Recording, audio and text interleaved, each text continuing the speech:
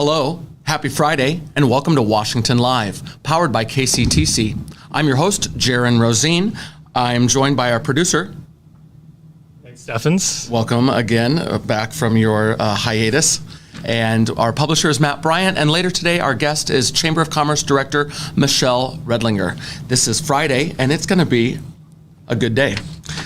Mostly because I stayed up a little too late with our guest on episode number 2. So shout out to him for getting me in trouble and making it for an interesting morning. Happy to be with you. We're going to do our usual. That includes the police report, weather, some local events. We'll break and we'll do our guest. We'll break, have a little conversation, and we'll do our birthday shout outs. On that note, if you have a birthday or a birthday shout out, put that in the chat or email current or future birthday shout-outs to washialive@gmail.com. If you have guest suggestions or content suggestions, also throw those in the chat. As we grow together, we want to give you what you'd like to have. Let's hop into the police report. Virgin eyes on most of this. Thank you for collaborating or putting it together. We have 53 calls for service since our last episode. 11 are traffic, 8 are arrest warrants. That's higher than normal. Suspicious activity is 6, animal 5, welfare check 3, hang-up calls to 911 3, sex offender checks 3, only 2 firework complaints on this one, public service, vandalism, disorderly, trespass, assist, all in the singles. Highlights include Ding Dong Dash, I guess. Which I'm kind of, so usually if it's like a child, like teenagers doing it, it says like juvenile, but it doesn't in this. Was this a grown man? Caller reports a subject has been walking around the neighborhood for a while, ringing people's doorbells. 101 and 109 both responded and spoke to the subject. If someone knows the rest of the story, you can fill us in. Also, more juveniles moving traffic cones. That was on the 6th as well. More loose animals. On Juniper, caller reports at least 10 sheep are loose in the area. Did you grow up with any animals? Not sheep or what are the other chickens, roosters, all the other loose animals that we've had recently. And finally, from last night at 8:04 p.m., vandalism, criminal mischief. Caller reports sometime during the night, the kids put cones that were in the street for a gas line repair up on top of the street signs. There are large holes in the road. I'll be honest. I texted you. You sent this to me this morning. I did. I saw and that. I confess, this is definitely something I would have done in high school. My spouse was also shenanigans in school, enough so that he got sent to boarding school. They took a tour. They said, if you don't get your stuff together, we're going to send you to this boarding school. Double Down said, I want to go. And they sent I may or may all not. through high school. I may or may not have a handicap sign in the garage. I don't know if you should be admitting that. It's 6 years ago. The statute of limitations are up, I'm pretty sure. All in all, a fairly tame police report for this show, but when we convene on Monday, I'm sure we will have much more to report after the weekend shenanigans. Oh, yeah. Our guest on Monday will be Connie and Aaron to discuss the middle school barn quilt tour, and we look forward to having them and the police report after weekend shenanigans. Weekend weather. Today, as we speak, it's 76 degrees with scattered thunderstorms. This afternoon, it'll be 80 with scattered thunderstorms. Tonight, it'll drop into the 60s. Weekend weather for Saturday, we have a high of 82 with a few clouds, a low of 58, which seems frosty with what we've been going through lately. Sunday, high of 85, low of 65. And that's what we have to look forward to. Let's talk about our best days, and then we'll cover some local events before the break. What's going on today? According to the Almanac, it's a good day to breed animals. I don't know if you're going to be doing that over the weekend. I'm surely not. But if you want to, it's a good day to breed animals. Not on purpose. Yeah, I don't know. Brew beer or cider. That'll Okay. always be fun. Plant above ground crops. Another one I don't think either of us will be doing this weekend. Slaughter livestock. No, that is not the plan. That'll be post the fair, which we also have a fair guest coming up, and we'll talk about all of those upcoming events, but that's normally post-fair. Yes. I have the National Chocolate Day with almonds and the Collector Car Appreciation Day and National Freezer Pop Day. Did I get the wrong printout, Nick? Oh, those are right. Is your car a collector yet? Maybe give it another 20 years and it will be one. But right now it's just a hunk of junk. I don't know when does it become a classic car? 25 years? Well, it can drink. It can legally drink. It's about 22 years old. I like So it. we're getting close. I think it's a sharp Saturn. Thank you. Let's talk about local events before the break. We have a rescheduled Movies on Main. So if you are watching, it is Friday, and this Friday night, we have the postponed by 1 week Movies on Main. The movie is Sing 2, that's on the downtown square at dusk. Other events, courtesy of the Chamber of Commerce, and we'll have Chamber of Commerce Director Michelle Redlinger right after the break. We have Crawfordsville Fun Days today and tomorrow. That's the 8th and the 9th, which includes cornhole, food trucks, car show, parade, water fight, pedal, pull, and pony rides. Tomorrow, Saturday the 9th, at the Wooden Wheel Vineyard, there's Dave Zola with a taco truck, cornhole, ladder ball, and croquet. $24 ticket for all of the festivities at Christmas in July at the Wooden Wheel Vineyard. And then the Corn Country Cruisers are in Central Park also this Saturday. There's a lot to do this weekend. Sometimes people say there's nothing to do, but there is plenty to do, and the fun is where you find it. Look forward to these things this weekend. Look forward to a conversation with Chamber of Commerce Director Michelle Redlinger. I'm your host, Jaron Rosine. Join us right after the break. At Ace, we're eager to assist you with all your shopping needs. Whether that be finally painting that room, getting ready for the next hunting season, or upgrading your bathroom. Whatever it may be, we'll make sure you get what you need. Ace is the place with the helpful hardware, folks.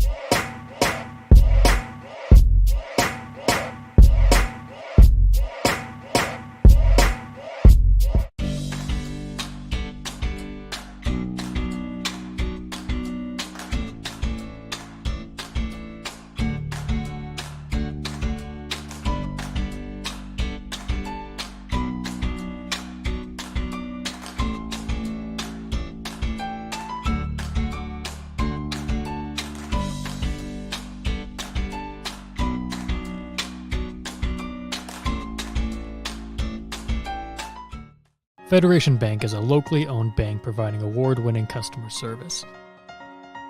We believe that we are more than just a federation of banks, but a federation of communities, serving Brighton, Richland, Wellman, and Washington, Iowa. Federation Bank's highly skilled staff is here to make sure you are able to accomplish your personal and professional goals, whatever they may be. Federation Bank, your family bank.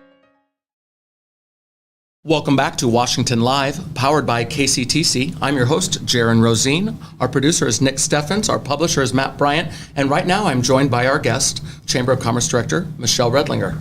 Hi, Michelle. Hi, Jaron. Happy to have you on. As am I think. We were talking about these talk shows. If you haven't done so yet, please like and follow so you can get notified when we go live. You can watch it when we go live. You can watch it later. We're growing together and enjoying just bringing our community news and relevant information, which we're about to talk about with Michelle. Michelle, we've known each other for a while. How long have you been with the Chamber of Commerce? A little over 10 years. And I think I was at Verizon, as I recall, and you were assistant director. I started as a part-time marketing position. That's right. At the Chamber. And then a few months into the job, the director then left. And then I became interim, and Queen Boss. the rest is history. This is true. Well, I appreciate your the professional relationship and the friendship that we have and all that you do for our community. That's what I would like to talk about a little bit, what the Chamber of Commerce and what that role does for our community. What is the role of the Chamber of Commerce, and what are some of the things that the Chamber does? Yeah, it's a great question because every community, if they have a chamber, it looks different. And I always try to understand that people may not understand what roles we serve in the community. Truth be told, before I began this journey, I had to Google what the chamber was before applying. That's right. And, and so when I'm talking to my children, I tell them I'm like the principal for the community. I get to do some fun things. I get to work with our businesses and people who might have questions or they might have a concern, and so I get to help them find a solution to that problem. Kind of, my general description of it, but we do a lot of things in the community, and our focus is to make sure that Washington is a great place to live, that we're supporting our businesses, we're making it fun and vibrant for those who are either visiting or live here. And so really it just opens up the possibilities to support almost everything. And I think in the time that I've known you, I like to say yes to about everything. And so That's true. And I think we're fortunate too. You mentioned the roles, and I think we're fortunate to have the business partnerships with Main Street, Washington, the Washington Economic Development Group, and the Chamber, and how we all kind of shoulder those different things, and then the business focus that the Chamber of Commerce has. So if you're a business, what does a membership at the Chamber of Commerce look like? What are some of the benefits for being a member of the Chamber? So, that can look different, especially if you're a larger business or small, or you're starting out, or you've been established. And so some of the things that we really work on is we try to really create a support network. And that's probably one of my biggest responsibilities, is making sure that if someone has a question, a need, idea, I'm trying to connect them to the right resources. I'm giving them time to process it. Maybe they're at the infancy of a business idea, and so we'll connect them to our other partners, or maybe someone with the SBA to work on a business plan.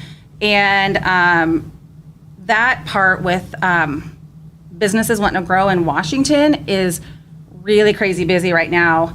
We've been having meetings with some of the economic development staff in the area and our city partners, and just talking about how do we help some of these businesses who are really at capacity find a larger building, a new space, and those types of things. And so we're brainstorming. I've been calling farmers and just asking questions about what ifs.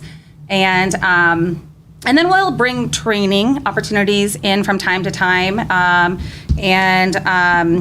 We promote them. We get a lot of questions on who do you recommend or refer for certain services. Well, I think I've seen that too, because part of what you've done is you mentioned how you launch new business and support something that's starting, but then support existing business in what they want to accomplish. And a big part of that is, I think we just had a meeting, and there's a list of 12 or 14 or 18 businesses that either are growing and they need to expand, or businesses that want to exist and need a place to be. And that's what I recall, that there's this game of I don't know what the game would be, but moving the pieces around, and similar with our housing market on a whole different level. You build a new house, that frees up the house, that frees up the house. I feel like some of what you're trying to do with these businesses are find, locate, and position, like the pieces I'm blabbering on, but No, that's exactly what it is. And it's just really interesting and exciting.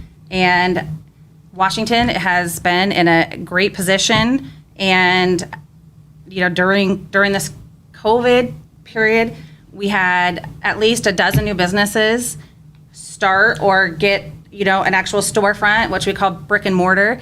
And a lot of communities, when I talk to other chambers across the state, are definitely not so fortunate. And so it's just exciting. The conversations right now are just full of possibility, and it's really fun to be a small part of it. Which I think that's a great segue, because we're talking about possibility and the things that we have to offer in Washington.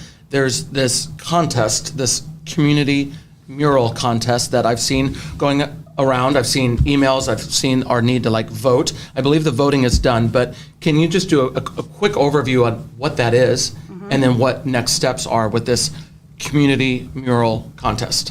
What's going on with that?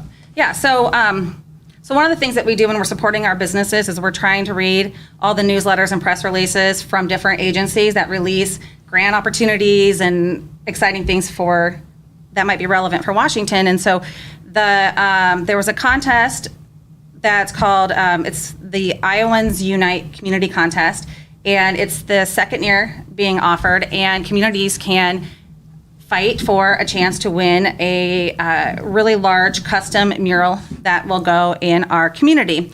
And so, like you mentioned, that first phase was a video, and we had one of our business partners help us put together a video. And I think we knocked that out of the park, right? We are in the running because of all of the votes on that video. Yeah, so for a community our size, we only had to hit a threshold of 500 votes, and I know we exceeded over 1,000, and the 1,000 vote threshold was what the larger communities had to reach. They closed it before I could see our final numbers, but I feel like we are just neck and neck with the top large cities. Awesome. So I'm really excited about that.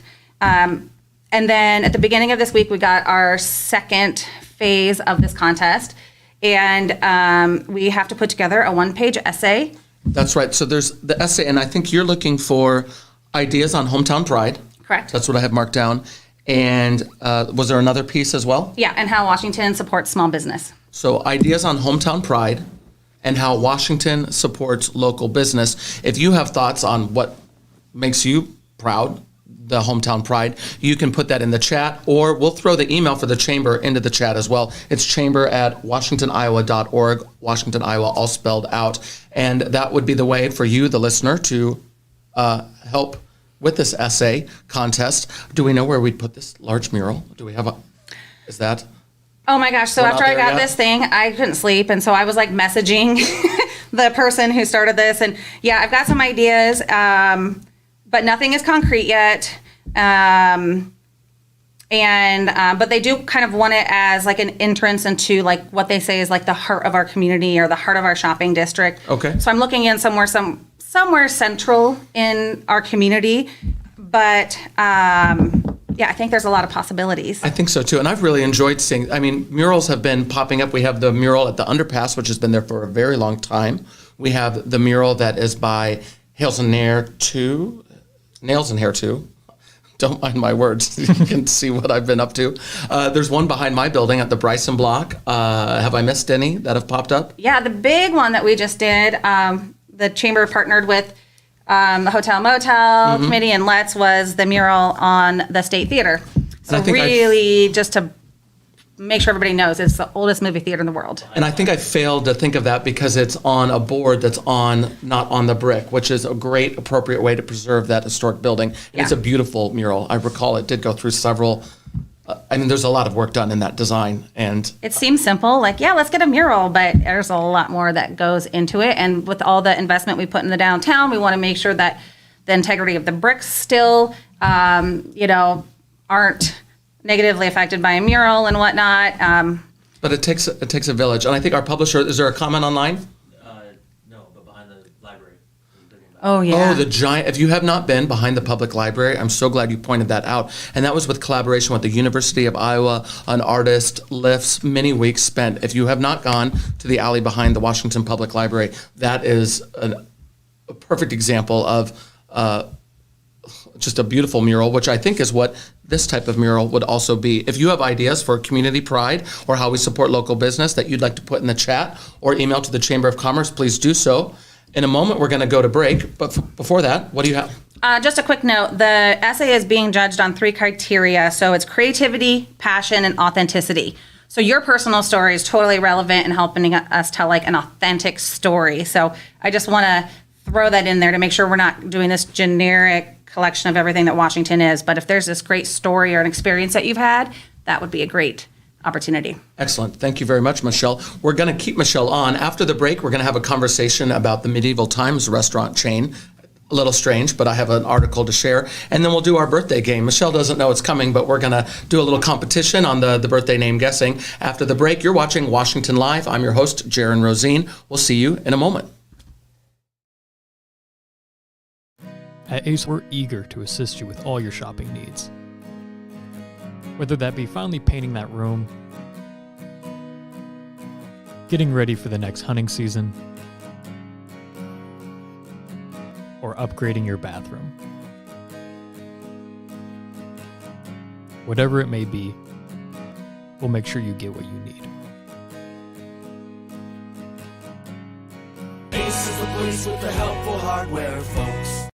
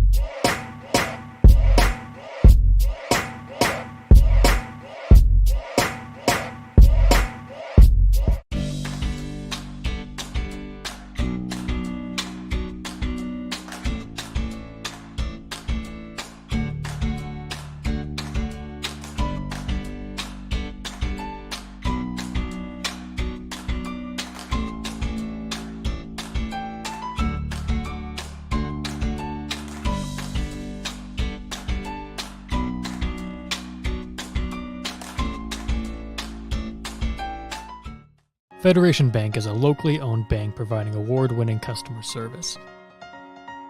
We believe that we are more than just a federation of banks, but a federation of communities, serving Brighton, Richland, Wellman, and Washington, Iowa. Federation Bank's highly skilled staff is here to make sure you are able to accomplish your personal and professional goals, whatever they may be. Federation Bank, your family bank. Welcome back to Washington Live, powered by KCTC. I'm your host, Jaron Rosine. Our producer is Nick Steffens. Our publisher is Matt Bryant. And I'm joined by our guest today, Chamber Director Michelle Redlinger. We're going to talk a little bit about the Medieval Times Restaurant Union, or almost union, on the break. So you don't know what the Medieval Times Restaurant chain is. This is... No. So my first time I was in, I think it was like a band or a choir tour when I was in high school. There's one outside of Chicago, and it's like you eat. There's giant turkey legs. It's the horses. It's the jousting. The queen. It's like I think I did the same band thingy there. Yes, so. but not memorable. This article caught my eye. Well, apparently it's for children. It's for bachelor parties, and this is from Dave Jameson. I think it was a HuffPost article in New Jersey. The Medieval Times Restaurant is voting on forming a union because of they're very upset about the working conditions that they have. And Michelle, no one knows kind of what I'm talking about here, but Heavy armor. the article is partially written in Old English, which makes it great. No, it's basically the behavior of the guests has become so appalling, and the pay is so paltry. They are furious. So they're trying to form their first union because they're being paid like minimum wage, but they're doing specialty jobs because the horseback riding, the jousting, they're getting knocked off. It's like dangerous. Yeah, I'm not riding a horse and getting hit to the ground for $7.25. Well, I think it's $13 an hour. I guess it is New Jersey. But it seems like, I mean, who would have thought? I'm sure you get big mugs of beverages and turkey legs or whatever to chew on. Like, who would have thought people would get out of control? And I think that there's 9 locations in around, and so the union succeeds in New Jersey. The Medieval Times campaign may spread to other castles throughout the kingdom, drawing the company into a broader nationwide battle over collective bargaining. This Texas chain has 9 locations, minimum wage of $13. The knights are essentially stuntmen leaping from horses, smashing wooden lances on each other's shields, complex movements. They treat it like a normal job, and it isn't. It's obviously a specialty job. So some performers have felt overworked during the rebound from the pandemic and fear an accident during a live show. So here are some of the issues that are the reason that they want to vote for this union, which is on July 15th. There's a falcon that flies overhead and guests try to reach out for it. Workers say the rotating cast of queens is subject to unwanted touching during pre- and post-show meet and greets with fans, especially with so many bachelor parties on the weekends. So sexual assault is no joke, but all these drunk bachelor parties are touching the queens inappropriately during the meet and greets. Maybe you need to talk to wardrobing. The quote is, if you mix children, alcohol, and animals, it can be a very interesting situation if you don't have enough eyes on it, not having enough event staff that puts a lot of people at risk.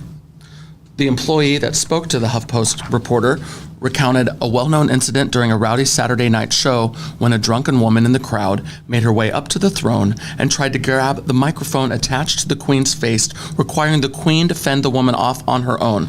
There's only one police officer on duty in the castle, but he was trying to keep a watch on the entire crowd. So can you imagine a drunk woman? You remember Vodka Sam from the Iowa Hawkeye football games? I do not. This is the equivalent of Vodka Sam, I think, in the medieval times situation. This woman, so there's like a whole, the queen, the king, all of the court. Okay. Am I making sense? Yeah. Well, I guess that's my only point. It sounds like a very rough situation in New Jersey with the medieval times people and all of the shenanigans that are ensuing and how underpaid they are. I mean, I feel like if you were interviewing for that job, you would sort of have an inkling on what that What work might be in stow. environment might be like. And I don't think that maybe they're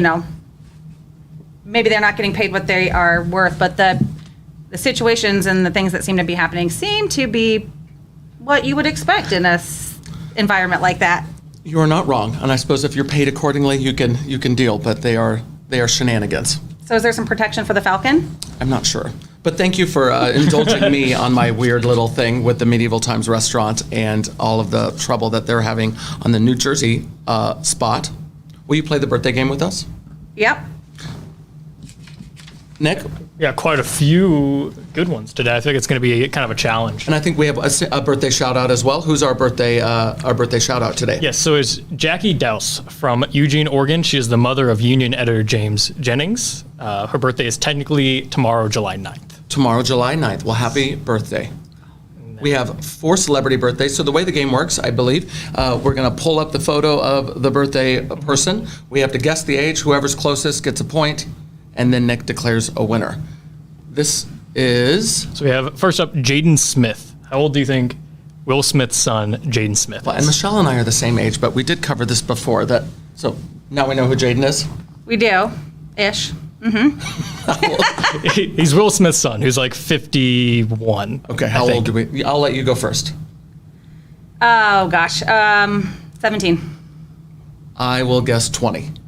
He is 24. He's older than I am, actually. So I was off by 4 years. Oh, I guess, no, I win. Yes. Yeah, you definitely. Yeah. All right, who's our next one? Next up is Kevin Bacon, known for There we are. several famous movies. Do you want that me to go first on this Came out one? before I was born. And you can play it like Price is Right and guess above or lower. Let's see, I'm going to go with 55. No, well, I'll go with 55 on Kevin Bacon. He was like an adult in the Footloose movie when we were not supposed to be watching it too young. So Okay, then you're going to win this one, I think. yeah, I would say 67. He is 64. Goodness gracious. Congratulations. So next up, we have Toby Keith. How old do you think famous country singer Toby Keith is? No idea. Do you want me to go first on this one? Sure. I'm looking at Toby Keith. I'm thinking I'm going to go with my 55 again. 55? I'm going to go with 46. He is 61. Oh. So he's getting up there. All right. Point and point. No grays in his beard, though. This That's is true. Doing good. Yes, that's true. Do you think there's just for men happening there? Probably. Next up is famous actor. I shouldn't say necessarily famous, It's like the actor you don't recognize by his name, but you look recognize at by him his and you know face. who Yeah. he is. It's Jeffrey Tambor. How old do you think Jeffrey Tambor is? Do you want to go first or should I? I'll go 78. I will go 77. He is 78, right on the. Oh, I think that you won. Actually, Yay. it's a tie. It's a tie. Oh, this is really going to make Jaron mad. Oh, We have yeah. a lot of competition going on between us just all the In time. general. do I need to like go look for like just a random celebrity and? No, but maybe know, when yes. we have Michelle back, we can do a tie-breaking round right. on Washington Live, which is what you've been watching, powered by KCTC. If you'd like to advertise on Washington Live, contact Julie here at the Southeast Iowa Union. You can call 653-2191. If you have ideas for content or for guests, you can throw those in the chat or email washialive@gmail.com. Thanks for joining us. I'm your host, Jaron Rosine, and we'll see you soon.